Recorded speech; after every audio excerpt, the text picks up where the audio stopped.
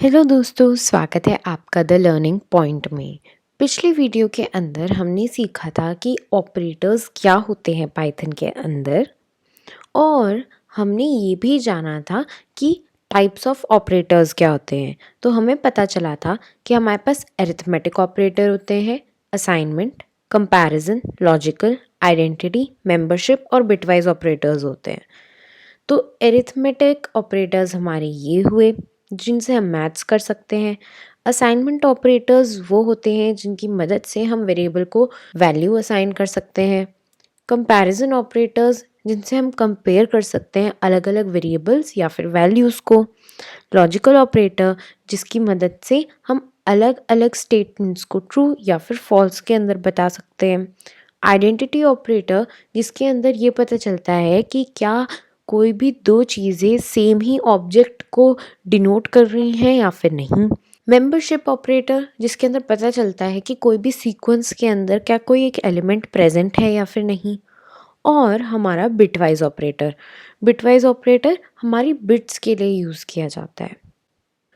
तो दोस्तों, इस वीडियो के अंदर हम लोग क्या करने वाले हैं, हम खोलेंगे अपना IDLE और इन ऑपरेटर्स में से कुछ ऑपरेटर्स को हम एज एन एग्जाम्पल इस वीडियो के अंदर करेंगे और बाकी के आप खुद प्रैक्टिस करेंगे ताकि आपको भी इन सब की एक क्लैरिफिकेशन मिल सके।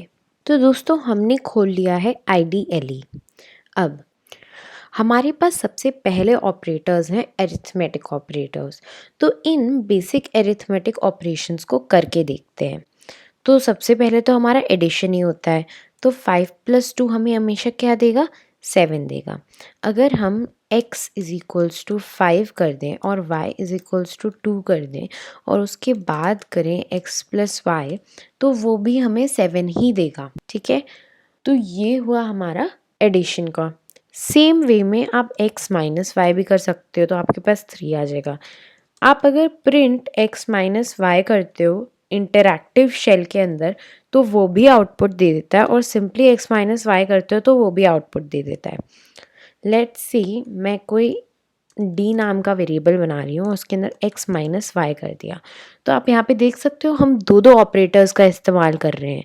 पहला ऑपरेटर तो हमारा माइनस मतलब सब्ट्रैक्शन है ना, और दूसरा ऑपरेटर हमारा असाइनमेंट ऑपरेटर है, अगर आपको याद हो तो जैसे ही असाइनमेंट ऑपरेटर आता है तो क्या होता है, एक बॉक्स क्रिएट हो जाता है मेमोरी के अंदर। उस बॉक्स को हम क्या कहते हैं, वेरिएबल कहते हैं। इक्वल टू के लेफ्ट हैंड साइड पे जो होता है वो हमारे वेरिएबल का नाम होता है, और जो राइट हैंड साइड में होता है वो हमारी वेरिएबल की वैल्यू होती है। तो भाई वेरिएबल का नाम तो हमें पता चल गया, पर राइट हैंड साइड पे क्या होगा, उसके बॉक्स के अंदर क्या रखा जाएगा वो पता कर लेते हैं। तो x क्या हुआ, 5 हुआ, y हुआ 2। 5 माइनस 2 करेंगे तो क्या आएगा, 3 आएगा। प्रिंट d करते हैं तो देखिए 3 आ गया। ओके दोस्तों, ऐसे ही मल्टीप्लिकेशन हो जाता है। तो आप p के अंदर x स्टार y भी कर सकते हो, और फिर क्या कर सकते हो, प्रिंट p। अगर सिंपली p भी लिखोगे तो इंटरैक्टिव शेल के अंदर ये काम कर जाता है। बट अगर आप नई फाइल बना के एक पाइथन स्क्रिप्ट के अंदर सिंपली p लिखोगे तो वो काम नहीं करेगा, तब आपको प्रिंट p ही इस्तेमाल करना होगा। तो ये हुआ हमारा मल्टीप्लिकेशन के लिए। डिवीजन हमारे पास दो तरीके के होते हैं। पहला डिवीजन क्या होता है हमारा, नॉर्मल डिवीजन, जिसके अंदर हम सिंगल स्लैश यूज़ करते हैं ऐसा। और दूसरा होता है हमारा 2 फॉरवर्ड स्लैश वाला, ये होता है हमारा फ्लोर डिवीजन। तो दोस्तों, मैं करूँगी x divided by y, normal division करूँगी, तो आंसर मेरा फ्लोट में आएगा। अब देखते हैं x डिवाइडेड बाय y क्या होगा। x हमारा 5 है, y हमारा 2 है, तो क्या आया 2.5। पर यही अगर मैं करती हूँ x डिवाइडेड बाय y, तो फिर क्या आएगा, सिर्फ और सिर्फ 2 आएगा। इसने हमारी जो डेसिमल पॉइंट थी उसको क्या कर दिया, इग्नोर कर दिया, उसको कंसिडर ही नहीं करा, और सिर्फ हमें इंटीजर के अंदर आंसर दिया। तो नॉर्मल डिवीजन हमें फ्लोट वैल्यू देती है और फ्लोर डिवीजन हमें इंटीजर वैल्यू देती है। अगला है हमारा एक्सपोनेंट। तो अगर मैं करना चाहूँ x raised to the power y, मतलब 5 रेज्ड टू पावर 2, तो मैं क्या करूँगी, x स्टार स्टार y। ऐसे क्या आ गया, 5 रेज्ड टू पावर 2, और वो क्या होता है 25। एक और है जो कि हमारा मॉड्यूलस। अब मॉड्यूलस क्या करता है, जब भी हम दो चीज़ों को डिवाइड करते हैं तो उसके अंदर जो भी रिमाइंडर आता है ना, वो हमारे मॉड्यूलस ऑपरेटर का आउटपुट होता है। जैसे जब मैं x डिवाइडेड बाय y करती हूँ, मतलब 5 डिवाइडेड बाय 2 करती हूँ, तो मेरा रिमाइंडर 1 बचता है। तो अब अगर मैं x मॉड्यूलस y करती हूँ तो मेरा आंसर क्या आया, 1 आया। 11 मॉड्यूलस 2 करती हूँ तो आंसर क्या आया, 1 आया। 267 डिवाइडेड बाय 10 करती हूँ तो क्या आंसर आया, 7 आया। तो ऐसे करके हम लोग अलग अलग चीज़ों को कैलकुलेट कर सकते हैं पाइथन की मदद से। अगले टाइप के ऑपरेटर्स होते हैं हमारे असाइनमेंट ऑपरेटर। तो ये पहला इक्वल टू वाला ऑपरेटर तो आप सब लोगों ने देख ही रखा है। तो plus is equal to, minus is equals to, star is equal to, ये भी बहुत इस्तेमाल होते हैं। तो अभी x की वैल्यू क्या है ये देखते हैं। यहाँ पे दिखा रहा है कि x 5 के बराबर है ना। इधर आप देख सकते हैं कि x हमें 5 के बराबर दिखा रहा है। पर अगर मैं x की वैल्यू 10 नंबर से इंक्रीज करना चाहूँ तो मैं कैसे करूँगी? क्या मैं x प्लस 10 करूँगी सिंपली, तो ये 15 आ गया। अब अगर मैं x की वैल्यू प्रिंट करूँगी तो क्या 15 आ रहा है? नहीं आ रहा है। इसने क्या किया, अभी सिर्फ और सिर्फ x की वैल्यू के अंदर 10 ऐड करके प्रिंट करा दिया, पर x की जो ओरिजिनल वैल्यू कंप्यूटर मेमोरी के अंदर स्टोर्ड है उसके अंदर कोई भी चेंजेस नहीं हुए हैं, है ना। तो अगर हमें उसके अंदर चेंजेस करने हैं तो हमें पहले बताना पड़ेगा कि हमारे वेरिएबल का नाम क्या है, और इक्वल टू साइन लगाएंगे क्योंकि भाई असाइनमेंट करना है, हमें एक वेरिएबल के अंदर कोई वैल्यू असाइन करनी है। अब हमारे वेरिएबल का नाम क्या है, x, और यहाँ पे लग दिया इज इक्वल टू। तो हमारे राइट हैंड साइड पे क्या आती है, वैल्यू आती है हमारी। तो हमें x नाम के वेरिएबल में अब स्टोर क्या करना है, हमें स्टोर करना है x की जो कोई भी वैल्यू उसके अंदर 10 ऐड करके, है ना। तो हम करेंगे x प्लस 10। अब अगर हम x को प्रिंट कराएंगे तो 15 आएगा। क्या हुआ यहाँ पे, x की वैल्यू क्या थी, 5 थी, 5 प्लस 10 किया तो 15 हो गया। इज इक्वल टू के राइट में जो कुछ भी होता है वो वेरिएबल के अंदर स्टोर हो जाता है, और वेरिएबल का नाम होता है x। तो कुछ ऐसे होते हैं हमारे असाइनमेंट ऑपरेटर। तो जैसे हम यहाँ पे ऐड कर रहे हैं वैसे ही हम यहाँ पे डिवाइड, मल्टीप्लाई और सब्ट्रैक्ट भी कर सकते हैं। तो ये हुए हमारे असाइनमेंट ऑपरेटर। अगला है हमारा कंपैरिजन ऑपरेटर। कंपैरिजन ऑपरेटर की सिंपल सी बात ये है कि उसका जो कुछ भी आंसर आता है ना वो हमेशा बुलियन वैल्यू होती है, मतलब ट्रू या फिर फॉल्स। तो जैसे मैं कहूँ x is equal to y, अब इज इक्वल टू अलग चीज़ हुई और इज इक्वल टू अलग चीज़ हुई। एक तरह से इज इक्वल टू आप कह सकते हो कि आप पाइथन को ऑर्डर दे रहे हो कि इस वेरिएबल के अंदर ये चीज़ स्टोर करनी है, ठीक है। पर जब हमारा 2 बार इज इक्वल टू होता है तो एक तरह से आप पाइथन से पूछ रहे हो कि क्या x के इक्वल है y। तो इसका आंसर ट्रू या फिर फॉल्स में पाइथन दे देता है। तो मैं एंटर करूँगी तो इसने बोल दिया फॉल्स। क्यों, x की वैल्यू क्या थी 15 और y की वैल्यू क्या थी 2।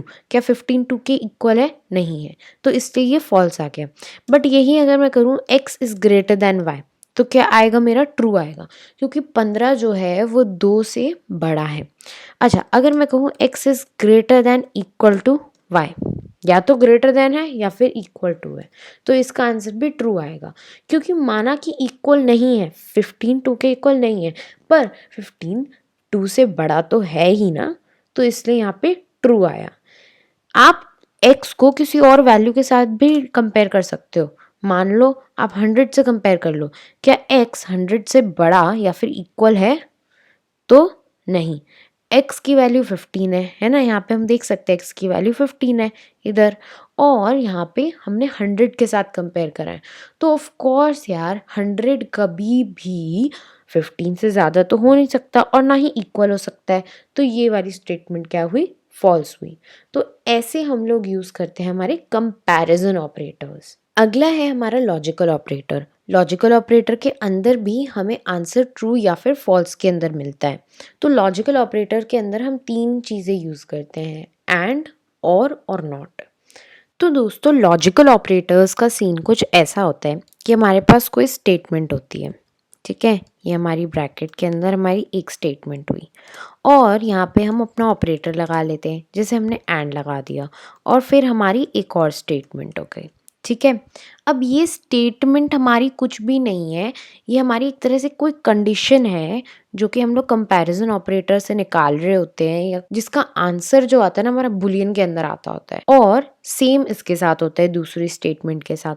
मान लेते हैं कि हमारी पहली स्टेटमेंट का जो आउटपुट आया है वो ट्रू आया है, ठीक है, और दूसरी का फॉल्स आया है। चलिए इतना हमें समझ में आ गया।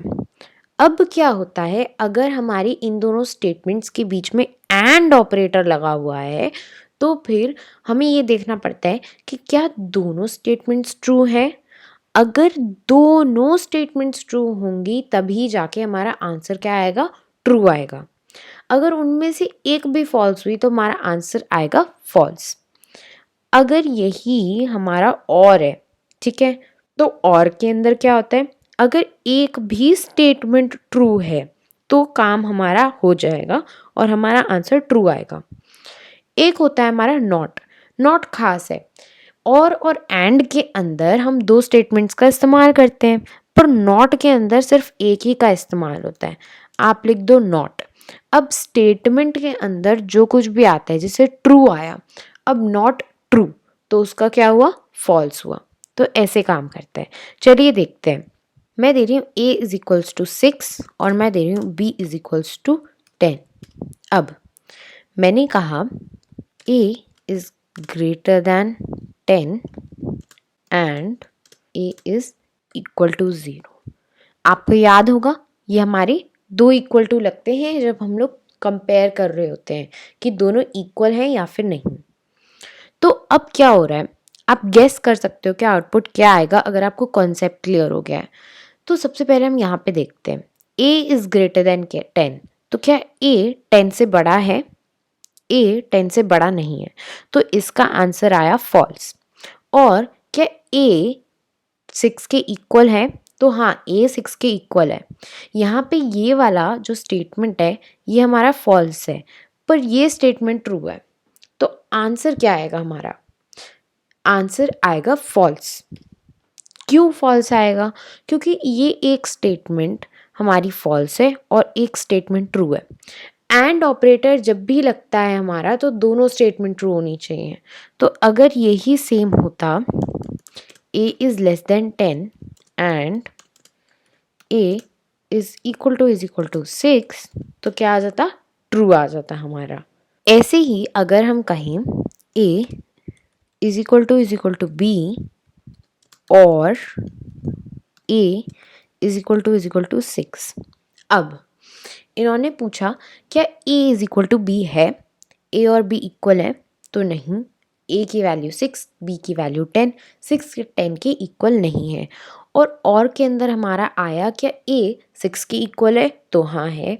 अब यहाँ पे ये वाली स्टेटमेंट फॉल्स हुई पर ये वाली स्टेटमेंट ट्रू हो गई। और के अंदर खास बात यह है कि या तो एक स्टेटमेंट ट्रू हो या फिर दूसरी ट्रू हो, कोई भी एक ट्रू हो जाएगी तो भाई आपका काम चल जाएगा। तो क्या होगा, इसका आंसर ट्रू आएगा क्योंकि हमारी ये वाली स्टेटमेंट ट्रू थी। अगर दोनों ही फॉल्स होंगी तब फिर आंसर फॉल्स आएगा।